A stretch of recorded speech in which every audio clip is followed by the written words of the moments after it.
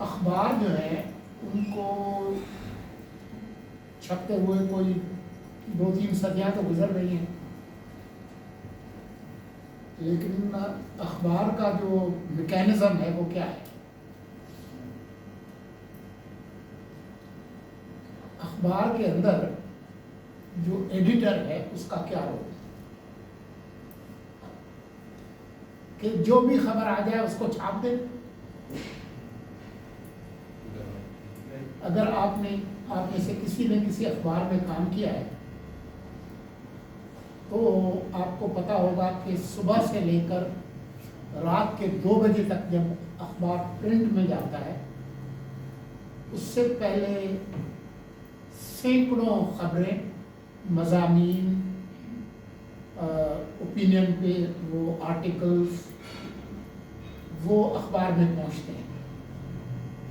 جو city pages ہیں ان کا ایڈیٹر الگ ہے، جو نیوز ایڈیٹر ہے وہ الگ ہے۔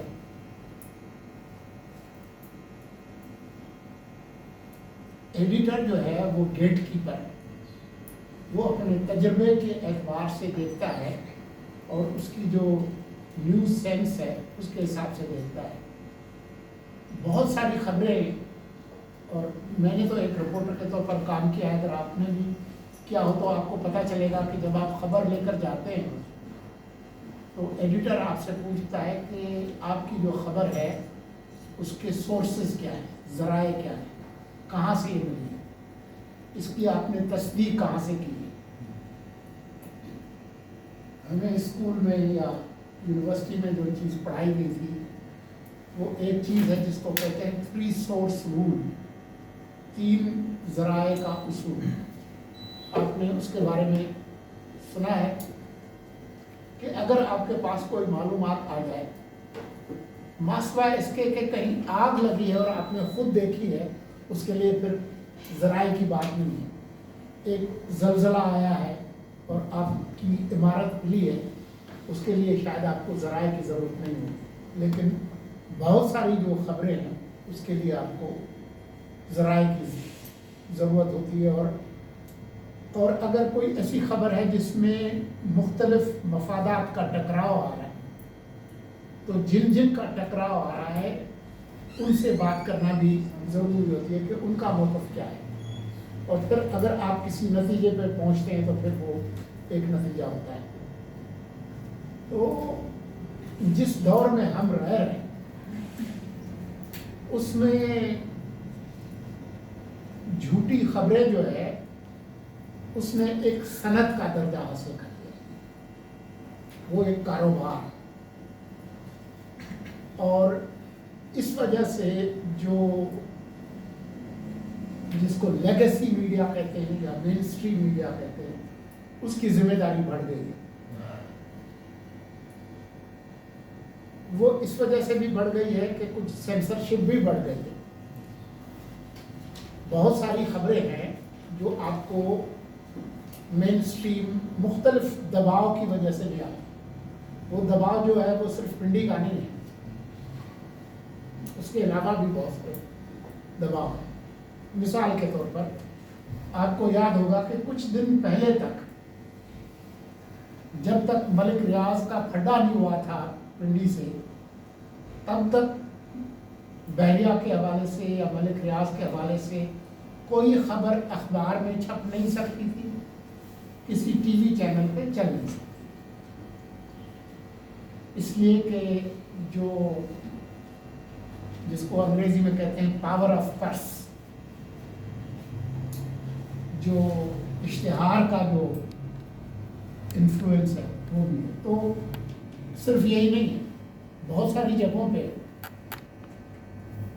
مثال کے طور پر کچھ نان اسٹیٹ ایکٹرز جن کے پاس ڈنڈا ہے یا تشدد کی طاقت ہے، آپ کو قتل کرنے کی طاقت ہے، آپ کی پٹائی کرنے کی طاقت ہے، وہ بھی ایک اس کی بھی ایک حیثیت ہے جو کہ آپ کے فلو آف انفارمیشن کو کنٹرول کرتے ہیں۔ تو ملٹیپل फैक्टर्स हैं, स्टेट, नॉन स्टेट, मुल्क के बाहर, मुल्क के अंदर। तो उस वजह से बहुत सारी खबरें जो है वो दब भी जाती हैं। लेकिन जब से सोशल मीडिया आया है, बज़ाहिर तो ऐसा था कि जब नया नया 2010-11 में सोशल मीडिया की मुख्तलिफ ऐप्स आई, तो हमारे जैसे सादा लोग अफराद का ख्याल ये था कि उसके बाद जो है वो इंसान आज़ाद हो जाएगा और न किसी मीडिया का दबाव होगा या न होगा, कुछ नहीं होगा, और शहरी जो है वो आज़ाद हो जाएंगे और अपनी दिल की बात कर सकेंगे। लेकिन आपने देखा कि तकरीबन तमाम जमातों ने अपनी ट्रोल ब्रिगेड्स बना ली, फिर स्टेट और नॉन स्टेट एक्टर सब ने बना ली, और अब जो है वो ये एक कारोबार है। तो ये जो ख़तरा है फेक न्यूज़ का, वो आर्टिफिशियल इंटेलिजेंस, वॉइस क्लोनिंग, उसके बाद ये उसने एक और शक्ल अख्तियार कर ली। मेरी आवाज़ में कोई बंदा कहेगा कि अगर मैं इलेक्शन लड़ रहा हूँ तो मेरी आवाज़ में कहेगा कि जी वो कल आपने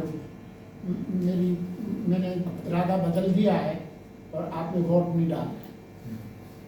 तो बहुत सारे मुल्कों के अंदर, हमारे यहाँ भी और दूसरी जगहों पे भी, वॉइस क्लोनिंग को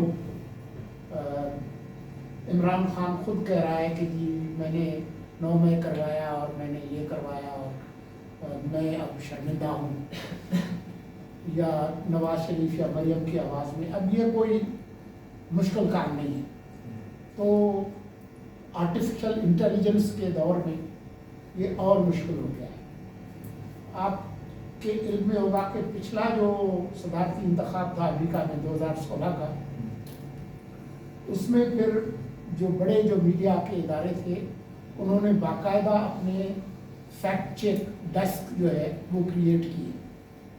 और आज भी अमेरिका में तो इस वक्त काफ़ी इदारे हैं जो कि जैसे ही कोई बड़ा इंटरव्यू होता है या प्रेसिडेंशियल या वाइस प्रेसिडेंट की डिबेट होती है, तो उसमें वो बताते हैं कि किसने कितना झूठ बोला, कौन से दावे उनके गलत थे।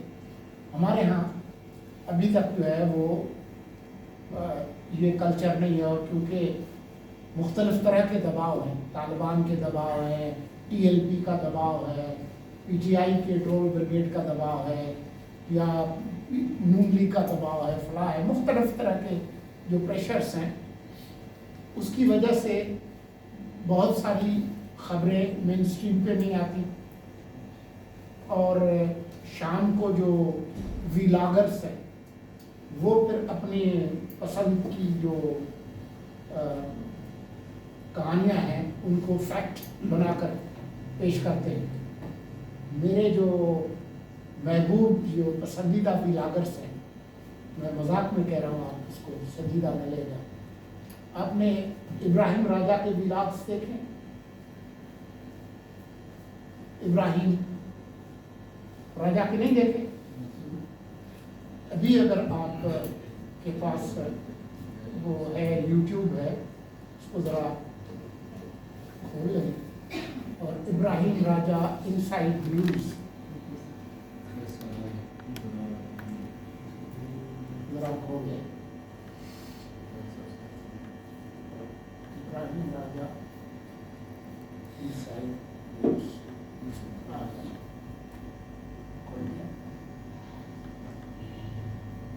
वाह,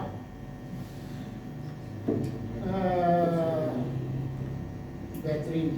एक दिन पहले का दिन, बरोज बुध 4 बड़ी ब्रेकिंग न्यूज। पिंडी, फैसलाबाद, मियांवाली, PTI सुनामी निकल आया। 2 दिन पहले है जस्टिस मुनीर की तारीखी वापसी, इलेक्शन कमिश्नर बरतरफी। जस्टिस मुनीब की वापसी 3-0 से काजी का केस उल्टा दिया। अच्छा, 5 दिन पहले की है, GHQ के शहर में PTI सुनामी, तबाही मच गई, कंटेनर उड़ा दिए, 1 लाख अफराद दाखिल। अच्छा, 6 दिन पहले है, इस्तीफा मंजूर, नया आर्मी चीफ कौन? हाँ जी, 8 दिन पहले की है, चीफ का सरेंडर, नया आर्मी चीफ कौन? काजी फारिग। अच्छा जी, 10 दिन पहले फाइज की साथ चार्जशीट, 8-0 से फैसला जारी, जस्टिस मुनीब को निकालने पर तबाही फिर गई। आजकल जो मेरी जो पसंदीदा जो चीज है, आपने एक लफ्ज सुना है, थंबनेल। मैं सोच रहा हूँ कि किसी दिन एक अफसाना लिखूं कि थंबनेल लिखने वाले कौन है। मुझे कभी कभी ऐसा ख्याल होता है कि ये कोई एक ही बंदा है जो तमाम वीलागर्स के लिए थंबनेल लिखता है। तबाही फिर गई, फलाने क्या कह दिया। मतलब, लेकिन जो मजेदार बात है और ये परेशान कुन बात है कि जितना बड़ी झूठी खबर होगी उसके उतने व्यूज ज्यादा है। 50-50 हजार, 1-1 लाख। और इसमें जो अफसोसनाक पहलू है वो ये है कि अब लोग किसी खबर को सच नहीं समझते। सच्ची खबर भी आ जाए तो उसको सच्चा नहीं समझते। और अब ये इस तरह की जो अफसानवी किस्म के जो बातें हैं वो एक इंटरटेनमेंट बन गई। अब हकायक की बजाय वो आपकी तफरीह के लिए है। और हम लोग जो अपने अपने तासुबात के खोल में बंद हैं, हमें जो ऐसी झूठी खबर जो कि मुझे तस्कीन देती हो, मिसाल के तौर पर मेरी ख्वाहिश है कि 63A का फैसला जो है, जो नज़रसानी है, वो उल्टा जाए, तो चाहे हकायक उस तरफ ना भी हों तो मैं कहूँगा कि ये आएगा। वैसे अगर आप खबरों से दूर हैं तो थोड़ी देर पहले ये फैसला आ चुका है कि वो कलअदम हो गया है। हम उसकी जो जुजियात है और उसके अच्छे और बुरे होने के बारे में नहीं कह रहे, लेकिन सहाफ़त को जो शदीद ख़तरात और चैलेंजेस दरपेश हैं, उसमें ये फेक न्यूज़ आज का सबसे बड़ा वो ख़तरा है। और सहाफ़त है अवाम के जानने का हक। The right of people to know is journalism, के लोगों को पता चले कि क्या हो रहा है।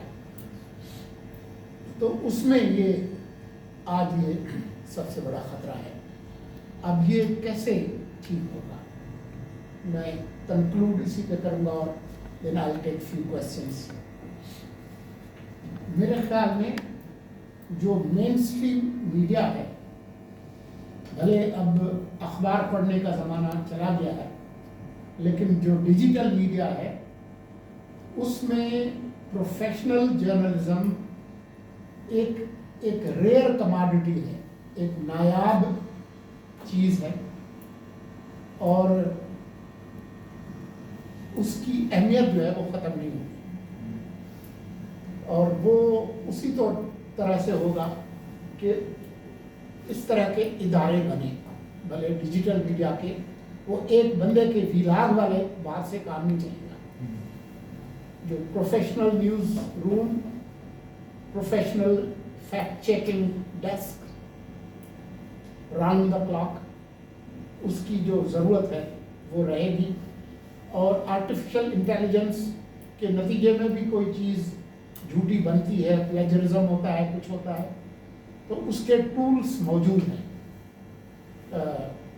जिसके नतीजे में आप चेक करके बता सकते हैं कि ये आर्टिफिशियल इंटेलिजेंस के नतीजे में बनाई गई है, ओरिजिनल ये था, ये चेंज वर्जन है। आई एंड माय تقریر دل پذیر on this. آپ میں سے کسی کا کوئی کوشچن؟